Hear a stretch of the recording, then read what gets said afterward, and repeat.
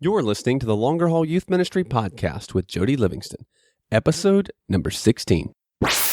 Welcome to the Longer Haul Youth Ministry Podcast, helping you survive and thrive in youth ministry. And now your host, Jody Livingston.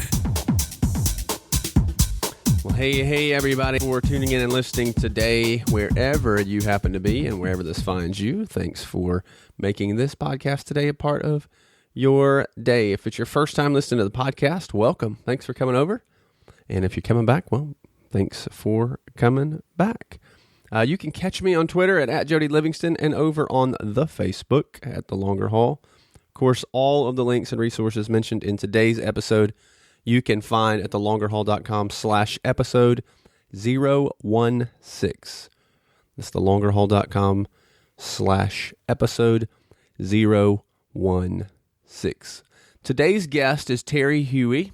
He is a veteran youth pastor, youth worker who has some pretty substantial longevity in his position he is in now, brings a ton of wisdom to the show today, and we are talking specifically around the idea of building community among your leaders. Now, if you listen to episode 12, you heard Matthew Hart speak, and we talked in that episode about things that youth leaders need from their youth pastors. Now, if you've not heard that episode, not listened to that interview, I highly encourage you to go back and listen to that. It was so good. Matthew has been a youth ministry veteran for years and years there, and that episode has served as a youth pastor and then was laid off a few years ago and has been serving as a volunteer youth leader now on the other side. So he brings a great perspective in that episode. And one of the things that came up in that episode was this idea of kind of community and doing life together. So today I've got Terry Huey on to talk about that. Terry does a better job of building community among his leaders than anybody I know. He does a great job for that. And man, he drops some serious wisdom for you in today's episode. So you're going to have tons of actionable stuff, a lot of hopefully really thought-provoking things, especially who you bring onto the team. And once they're there, how do you go about doing that? He shares a little bit about how he recruits. He shares a little bit about the commitment he asks his folks for, and how all of that plays in together to the community that he is able to create, has been able to create. And then he gives a key component to the success of what has allowed him to build community. And I ask him the question, really, just feasibly, how long did it take for him to do that? And so you'll want to hear his answer on that. Really good. I want to tell you about something before we jump in that is going on right now. Two things, actually. One that's going on the blog at thelongerhaul.com, and one that's going on here with the podcast. I'm doing 2 giveaways right now. So you've got 2 chances to win 2 separate prizes. And so I want to kind of tell you what those are and tell you how you can enter to win, because I want you to win them. Okay, so on the blog right now, you can go to thelongerhaul.com/giveaway there, and you can register for the giveaway there. And so I'm giving away several books that I love dearly that have been really important and valuable for my ministry. A lot of those some of those you've heard me recommend here on the podcast and on the blog. So you're getting several books, a Moleskine journal. I'm a Moleskine junkie there. That's kind of customized on the front that says youth ministry is real ministry. And then Terry, in today's interview, Terry on the side does some woodwork. He's got a lathe, so he turns wood, and he does a beautiful job on some stuff, and he's donated up a nice custom pen and pencil to go with that as well. So the books, the journal, the pen and pencil, super sweet deal. And so you can go to thelongerhaul.com/giveaway to enter that and find the details there on even how to earn more entries for that. That contest will run a week. So if you're listening to this the day it came out, like today, okay, that would be Thursday, April 23rd, 2015. So you've got a week to go and enter. I would do it right now, and then you can earn more entries throughout the week, and then we'll announce the winner. I'll let the winner know next week on that. The second giveaway is the giveaway through the podcast, okay? So here's how that's going to work. You can go to thelongerhaul.com/podcast giveaway, okay? So for the blog giveaway, it's thelongerhaul.com/giveaway. For the podcast giveaway, it's thelongerhaul.com/podcast giveaway. And this giveaway I'm going to run for 3 weeks. All that is on that post there at thelongerhaul.com/podcast giveaway. Okay? And then at the end of 3 weeks, we'll announce the winner on that. And the prize for that is going to be a $100 Amazon gift card. And we'll notify the winner there after 3 weeks. So 2 cool giveaways, hopefully, as the summer starts, gives you some reading to do over the summer because you don't have anything else going on. But if you're like me, you're on buses and in vans and at camps and mission trips and stuff. So books are always a welcome sight for me in the summer. And then the Amazon gift card. You can buy books or whatever else might be of use for you there. So 2 contests, 2 giveaways, 2 chances to win. Man, go for it. I hope you win. Okay. So, hey, with all that said, and again, all the links for that will be in the show notes. So if you're sitting here listening to this, you're going, oh my gosh, I can't remember all that. Just head to the longerhaul.com/episode 016. All the links for both of those giveaways, as well as the things mentioned, the resources mentioned at the end of the episode here will be in there. And we do talk a little bit about the giveaway again at the end of the episode, and some information even on Terry and how you can see his cool woodwork that he does. It's pretty amazing. So you want to stick around for that. And of course, he gives a couple of resources there, just like we always do at the end there. So with all of that said, let's jump in here to the interview about building community in your leaders with Terry Huey. Well, hey, Terry, thanks for coming on the show, man. I'm excited to have you on here today and excited for what we're going to talk about especially. And I can't think of really anybody else more qualified to kind of help us with this than you. So thanks for coming on and being here. You bet. Take a second, if you will, and just introduce yourself to folks who don't know you. Maybe give a little bit of your journey into student ministry thus far, and then we'll jump into our topic from there. Okay. Well, my name's Terry Huey. I'm in my 9th year of ministry here at Wildwood. The cool thing is I actually grew up at this church and went here as a youth, and then went away to college, came back as a married guy, and we attended here, served here part-time for a few years, and then actually went into my first full-time ministry position in Birmingham. But then after that, was fortunate enough to be called back here, cover now 6th through 12th grade, as well as college. Well, I'm excited. We had, back in episode 12, we had Matthew Hart on and talked about things that youth leaders needed from their youth pastors. And one of the things that came up in that interview and conversation that we had was this need for community within the youth ministry team. And I am a big advocate for building a team. And I think it's one of the things that needs to happen really, man, right out of the gate. Work hard to build the team and use them to their fullest potential. And the idea of community among that group sounds really good. And I think everybody listening would say, oh yeah, man, I want community in my team too. But it's not really easy to achieve. No. Just because you serve in the same department and serve together doesn't necessarily mean you have that sense of community. And man, I know, because I've seen your ministry, we've done a lot of stuff together, that you're the champ of that. So I'm excited to have you talk about that.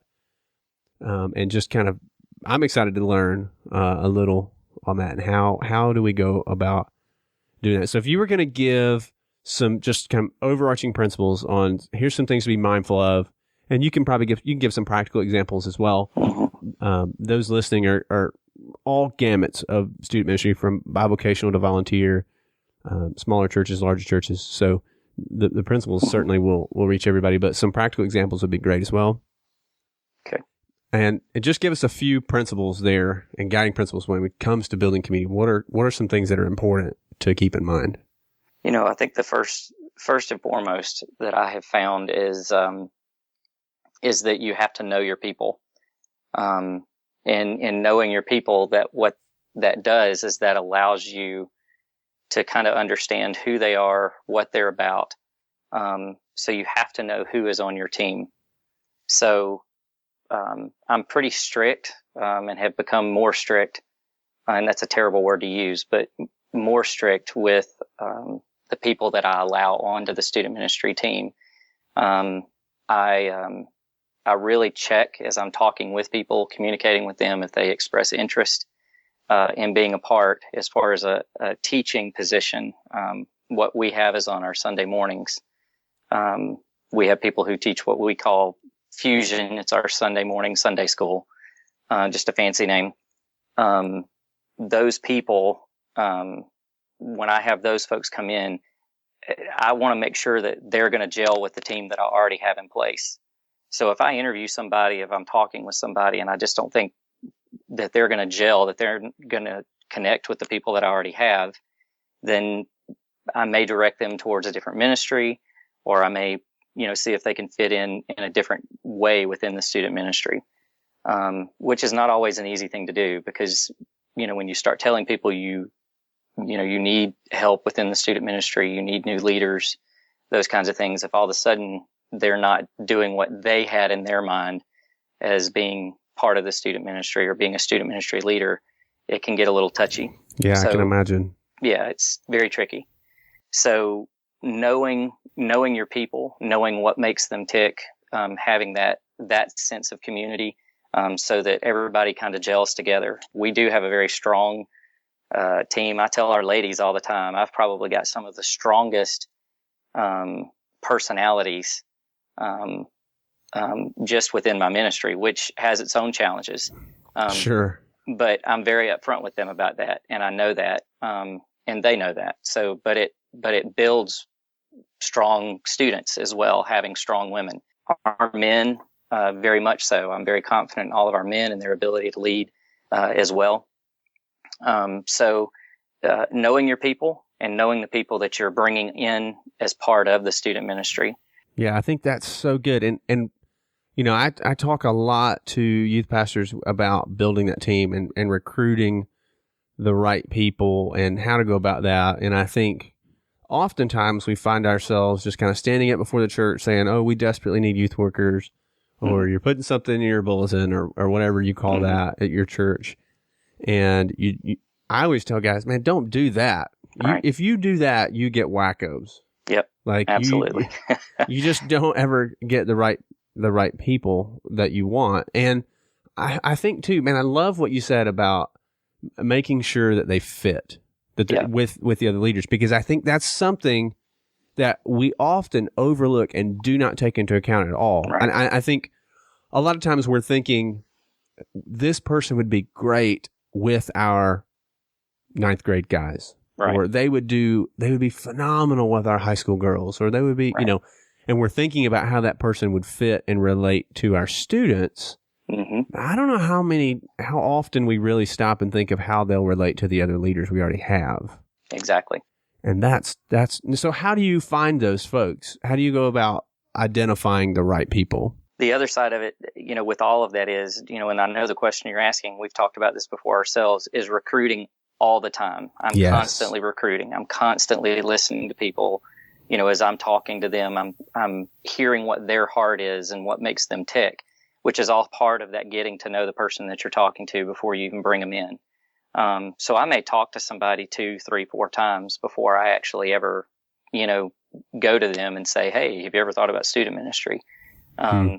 So that I can come back to them and say, hey, we were talking the other day and you said this. Occasionally I do have people that come to me and say, I am interested, which is always nice. Right. It makes it a lot easier, but how I go about it, recruiting is a constant thing. It's a yearly thing. Because like you said, you're going to get some wackos, you're going to get some crazy people. And, if anybody's listening to this, that I haven't allowed to come in, that's probably not a good thing, but that'd be amazing. That means that you have really screwed up, because they care so much about youth ministry that they would listen to a podcast when their youth pastor at their church would not even let them serve in their youth ministry. Exactly. I'm pretty sure if that is happening right now, you are going to hell. You're probably right. I think that means that they are way more spiritual than you are. Probably so. But yeah, recruiting all the time. Yeah. Now, do your leaders help you identify those folks? They do, actually. And that was the other piece that I was going to mention, is that my leaders often will come and say, hey, have you thought about talking to this person? Or, hey, I was talking to this person the other day and they mentioned, that they saw what we did and thought that was really cool. And, then they ask the question, how do you become a leader within the student ministry? And I've had leaders at different times come to me and say, I heard this person was going to come talk to you. I want to give you a heads up because not that there's any gossiping going on, but they're just coming and saying, I want you to be aware. I don't know that this person would fit, and this is why. And there have been a couple of times to where they've been very, very right. And fortunately, the other person, after speaking with them, talking to them about what I expect commitment wise, and everything, they come to the realization that, this probably isn't for me. Yeah, I kind of have, this is going to sound so counterintuitive, but I kind of make it a little difficult to serve in our Absolutely.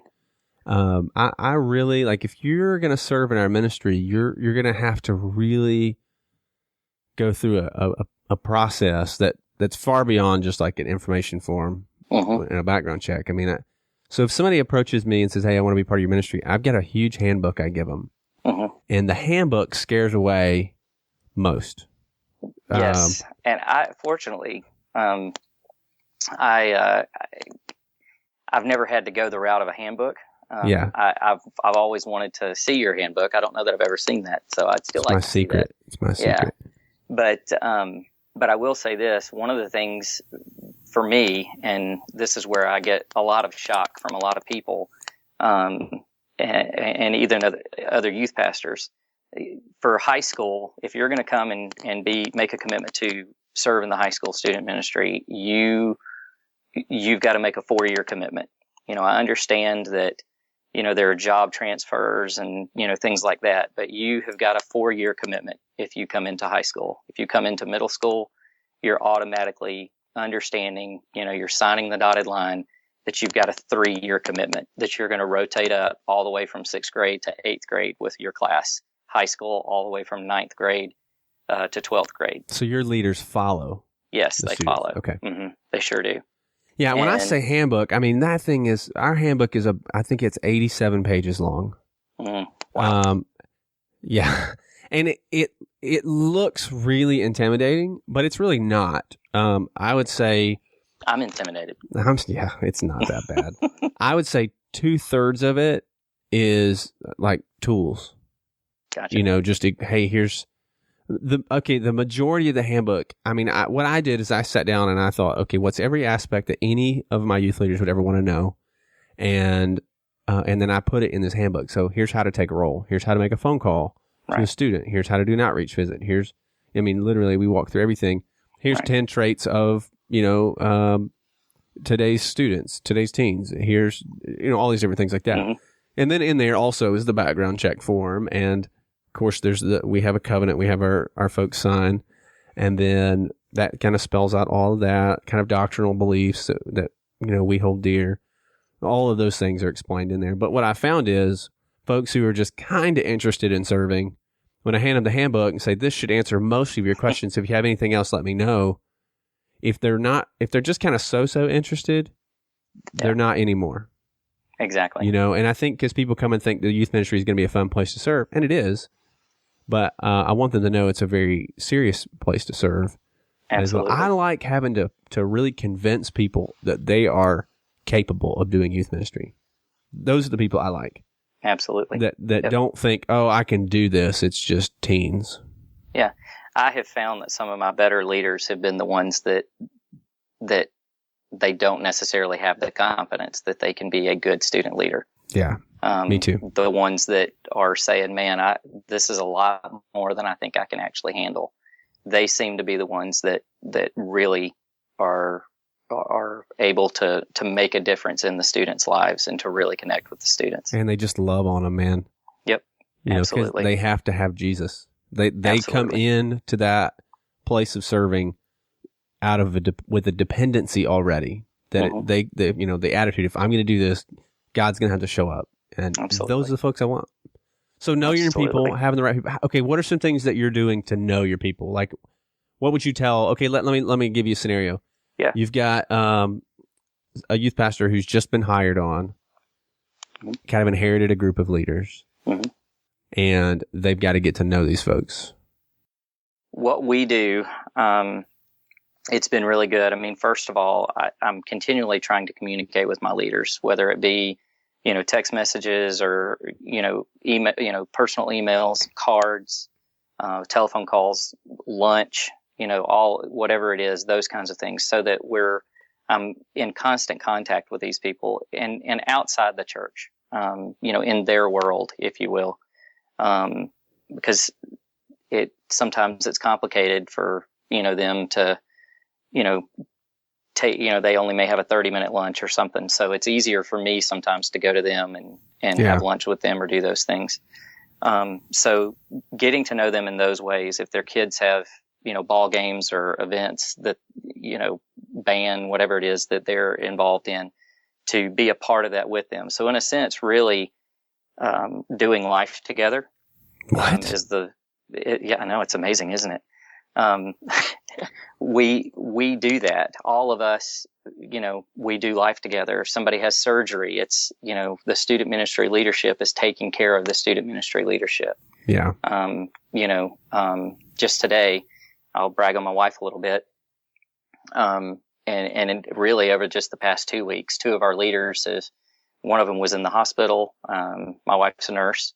One of them was in the hospital, and she actually went by and was checking on her and everything after her shift. She came home, she got cleaned up, we all had dinner, and then she went back to the hospital later that night to help with some things for that leader and to get her situated. The other thing, again, was another one of our leaders this week, just the beginning of this week, had surgery, and Kara was down there and helping them, and then today she went up and helped get their dinner started for them this morning.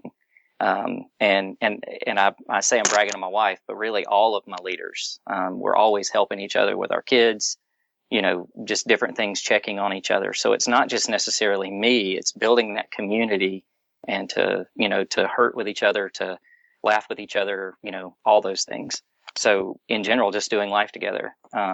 Every other week, I discovered this very early on when I started, was my leadership. They were serving and then they were going to church. So there was no small group community for them outside of their fusion class. So we created a Saturday night every 2 weeks fusion class just for our leadership. And it's total family. Everybody comes. Their kids come.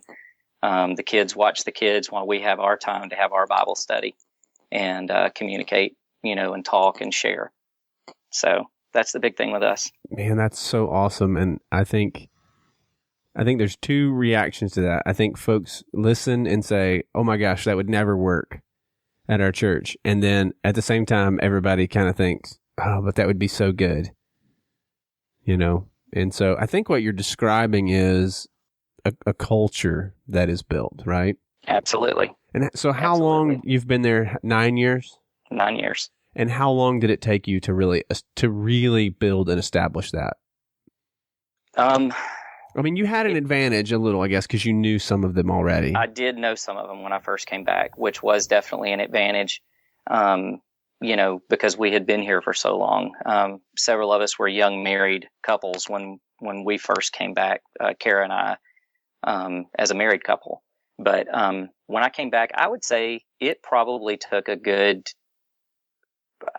I'm going to say 3 years, 4 years before the true value of that was established. There are still some leaders that I have now that they do come, but they can't come on a regular basis because of different things, scheduling conflicts. Which there's no pressure for anybody saying you have to be there, but inevitably I have those leaders that come back to me that aren't able to come on a regular basis. That are like, man, I feel like I just don't know what's going on right now, and what they're essentially saying is I miss everybody. I miss hanging out with everybody. Yeah. Which it's also helped our students as well, because what happens is on Sunday, just like the students, they see each other, once, maybe twice a week at church. The leaders, they're only seeing each other once or maybe twice a week during church, to corporately.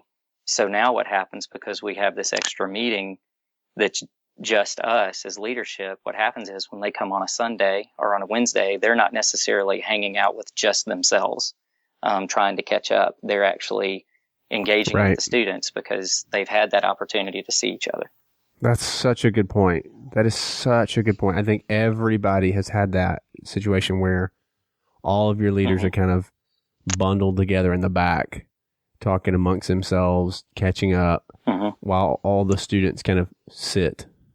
And man, that's so good. I know when we started, maybe a few months ago, we really started using Slack for us as a communication type tool. That has really helped a lot with us. Just kind of that I find communication really more than anything else seems to build community. Absolutely. People just knowing what's going on, it really seems to help, and that's been really good. But I'm so glad you said, that 3 or 4 years. I would have guessed that. Yeah, I would have guessed that. And man, here's the thing. You know why most youth pastors don't have community amongst their leaders? It might be because they're not there that long. That's right. That's because they don't stay long enough. Exactly. And so I think what happens, tell me if this is true. It seems like for me, what happens is, and here's why I would have guessed 3 years, because something happens in that time. I just spoke about this on the podcast, and I've written about this on the blog. There's a point of conflict there around the 2 to 3 year mark, 2.5 years.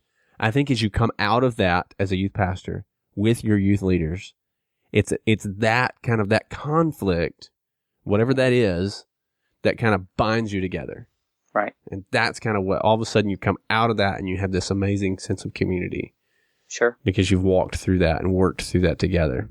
Absolutely. That's so good. Okay, so know your people, and within that, having the right people with each other is really important. What else would you say? I would say really the third big thing is just the commitment.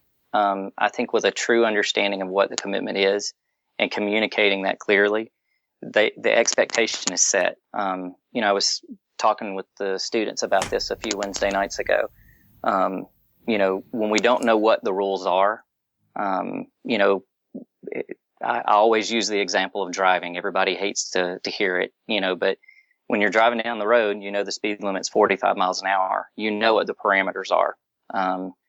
So if you go over 45 miles an hour, on said road, or whatever it is, you know that there is that chance that you're outside the parameters or the rules.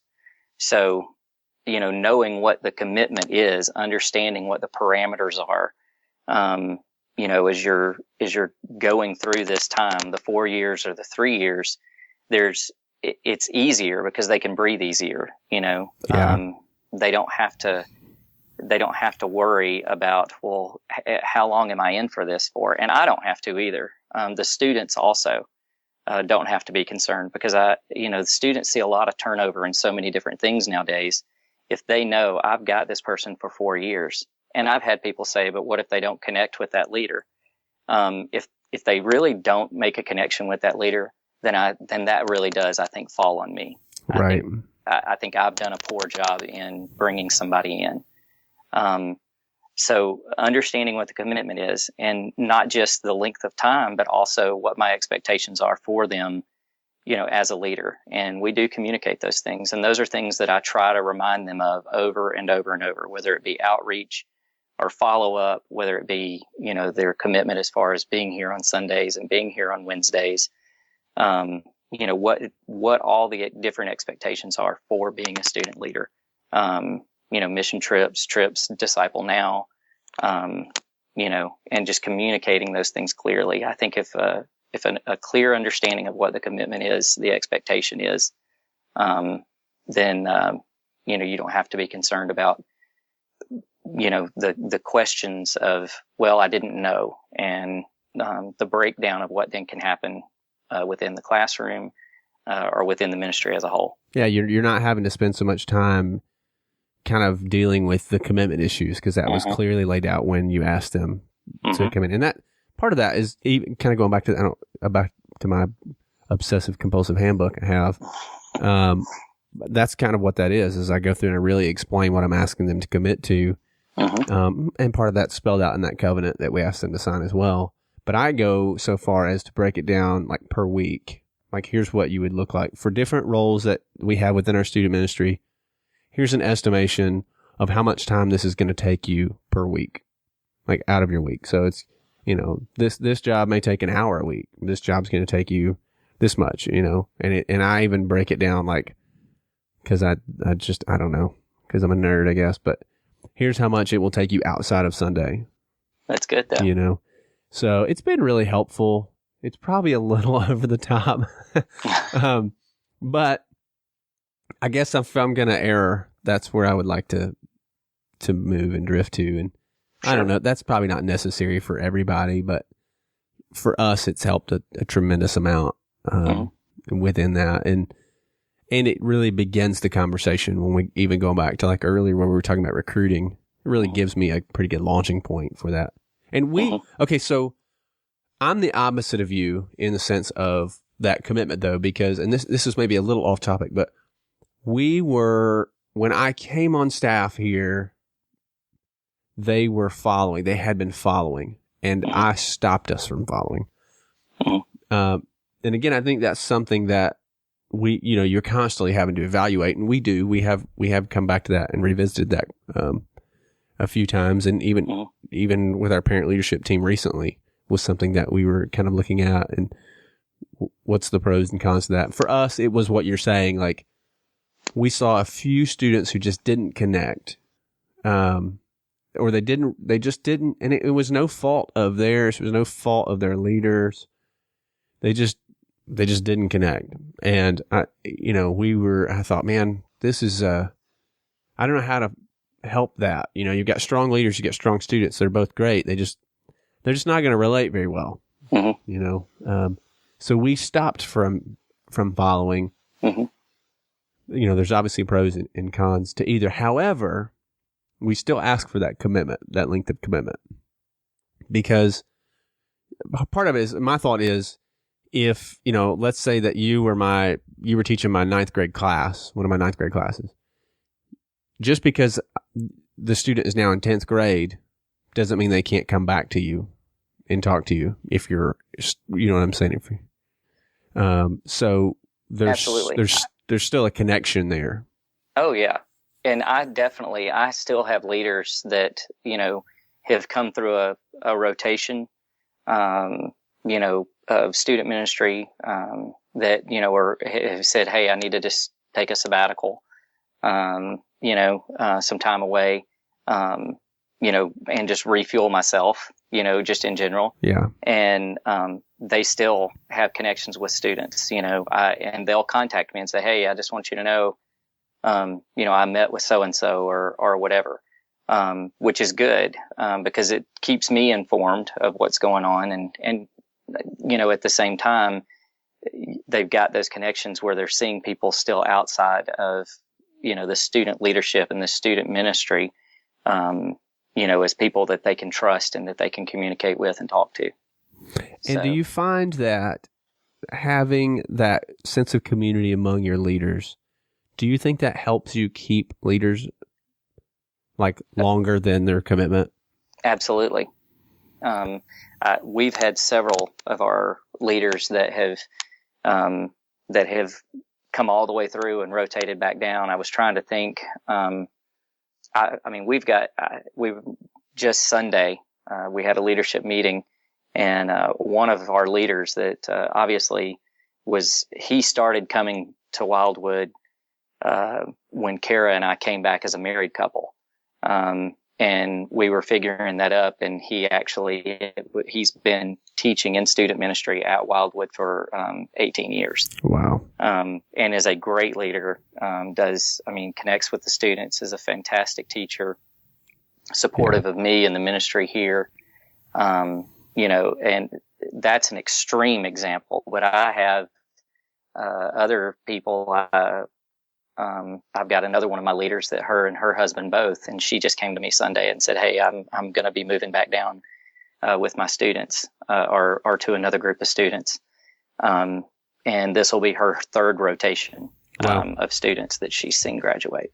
Well, and I think the thing here too is you can't really ask because I'm a big advocate too for the commitment stuff. You can't really, like you're saying in the context of what you're saying, like, hey, I'm asking you to commit for 3 years or 2 years, or I'm asking you to commit to 4 years. Mm-hmm. You can't really ask your leaders to commit to that if you're not going to be there. Oh, absolutely. And so absolutely. You kind of, everything kind of comes back to that. And I mean, that's my big soapbox that I stand on. And well, and it's a good one to stand on. You and I've had that conversation. Just as you're beginning to break down walls, after that 18-month, time frame, and then you're starting to get, well, what am I going to do? These ideas that I have, I don't have them anymore, and I'm getting nervous because I don't really know what to do. A lot of guys, I think you and I've said this, and this might be a little off topic too, but they move on. And as they move on, I think part of the reasoning is they can go back and use the same ideas that they were using at the other church. Yeah, just recycle it, right? So, absolutely. Until the same problems come. And then they move somewhere else. Absolutely. Let me ask you personally, as far as being the youth pastor, your family, how does having a strong sense of community among your leaders help you? It helps a lot. Again, my son is in the student ministry now. My daughter's got about another year before she'll be up. For my children that I trust, as far as teaching them and leading them, giving a different voice that they'll hear from. Making sure that those people, again, that I have in place that are going to speak into their life are actually people that are going to give them good godly wisdom. And for my wife, having a group of ladies that I know pray for her and, reach out to her and care about her, her health, her well-being, all those things as well. It's huge for me. I've seen my student ministry team step up as I've been, out of the country, on mission trips, different things. You're a little accident prone. Well, and I was going to mention that as well. Times that I've had to have surgery, stupid things, where they have stepped up and they've taken care, of my wife and made sure, that my wife and my kids are okay, cutting our grass, doing different things. So having that community in place, is a comforting thing, knowing that they're there, for me and my family. Yeah. That's so good. That's so good. So,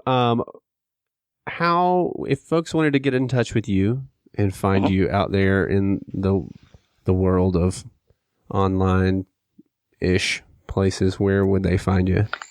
I am on Facebook, which is just Terry Huey. So you can look me up there. You can also look me up on Twitter, which is also just Terry Huey. You are so creative. I know it's. You must be a youth pastor. I must be. And then the crazy one would be the Instagram page. You can look me up on it through HueDog, HUEDOG. That stuck with me from college. It's just one of those things. I feel like there's a story that's probably not appropriate. Yeah. So I can be found those ways, or they can email me at thuey@wildwoodbaptist.org. Cool. And do you have a resource you throw out? Yeah. The two things that I would recommend, they are things that I go back to quite frequently. The first one is Your First 2 Years in Youth Ministry, which is by Doug Fields. Great book, great resource. Yeah. And then the other one, which I think I had mentioned to you, was Youth Ministry That Transforms. And it's one of those books, like I said, is really and truly just it's a lot of information. It's just information, but it's a good book that I go back to quite frequently. Yeah, sometimes those are the best. Okay, and then one other thing that I want to mention here before we're done is this week. So if you're listening to this podcast, in real time, this podcast will launch in April, on April 23rd. So it's a Thursday. And so beginning today for a week, so only a week, we'll be doing a giveaway through the blog. That's going to be some youth ministry books there, and as well as a moleskin journal, because nice. I just like them. I'm kind of a junkie. So personalize that a little bit with some, it says on the front, it says, youth ministry is real ministry. Mm. Yeah. You ever had somebody say that to you? I can't wait to see what God does in your ministry one day. Absolutely. Oh, I love that. I love that comment. I just cringe. So I started to put, I am a real pastor. That's the other one. But I thought that might be, you couldn't carry that into staff meeting. Yeah. So we changed it. So it says youth ministry is real ministry on it. And then you have this amazing little side deal you do, which I'm totally jealous of. It's like the most manliest crafting thing that you could ever do. You've got this lathe down in your basement and you do woodwork. Absolutely. And you make incredible stuff. Well, thank you. I'm so jealous. I have no practical skills in life. That's why I'm doing a podcast. and so you're going to do a pen and pencil, like a wooden pen and pencil, hand turned on the lathe there. And man, they're sweet. They're super sweet. I'm almost jealous of the person who's going to win it, because if you win the prize and the pen and pencil isn't in there, I may have forgotten to pack it. So you can go on to the Longer Haul. You can go to thelongerhaul.com/giveaway, and that will that'll take you there to the page where you can sign up and for that giveaway. And so for the next week we'll run that, and then we'll send something out. I'll let you know who won at the end of next week. But if they want to find your woodworking stuff, I want you to mention that. You're on Facebook there, right? It's on Facebook there as well. And they can look it up under Turned by Design. Super. Yeah. Turned by Design. You can look that up. And cool. And I'll have links to that in the show notes, all the resources that they're mentioned, and especially that. And I'm pumped about the giveaway, man. Very cool. Books I love that I read and mention and recommend all the time will be books there. And then, man, a moleskin journal. I have a problem, man. I'm not gonna lie. I hoard those things. You can't go wrong with that. I know, but I don't really ever write in them. That's the thing. I have probably 8 of them scattered around my house, and I get them, and I'm so pumped about them. And then I'm just I don't know what to write in them, and I don't want to start writing in them because I'm afraid I'm going to mess them up. Wow. I know. What is my problem, man? It's so. I'll get you one for Christmas, and I'll just scribble in it a little bit. So if you could kind of tear it a little bit, and it's not all good. Yeah, I'm a journal junkie. Wow. It's so sad, so sad. So anyway, well, thanks for coming on, man, and sharing. This good stuff, and thank you. I know folks listening will find it really helpful and really encouraging, and I'm excited to see who wins your stuff, dude. Yeah, I'm excited to see that too. That's cool. It's really good. Well, thanks, man. Absolutely. I'll talk to you soon. Well, all right, there you have it, man. A great interview. Terry is a phenomenal youth pastor.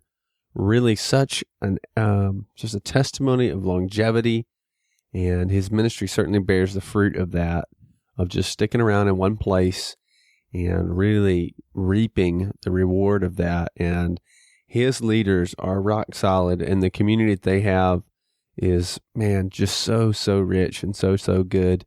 So I hope you found that encouraging and helpful. Just all the links there that we mentioned, the resources will be in the show notes page at thelongerhaul.com/episode 016. Especially want to head over there again to jump in for the giveaways. So there's 2 giveaways there, so double the chances to win. We're doing one through the blog and one for the podcast. So you can go there to the show notes page, find links for both of those and instructions on how to enter to win. So some books there, a really cool journal, personalized moleskin journal for you. And then Terry's offering up a pen and pencil, mechanical pencil there that's, hand turned on a lathe. Super cool. And then, of course, for the podcast, giving away $100 gift card to Amazon. And so enter to win both. Man, I hope you win it and use it for your ministry and just for furthering you, for encouraging in that. And I hope you'll really take what you've heard here today when it comes to building community and really start to apply some of these things and start to really be more intentional about that. If you've got folks serving with you, they desperately need the community, and you're there to pour in and invest in them. So make sure you do that. And that'll do it, man. That'll put it in the books for us today. So until next time, we'll see you in the next episode. And until then, give them Jesus. Thanks for listening to the Longer Haul Youth Ministry Podcast at www.thelongerhaul.com.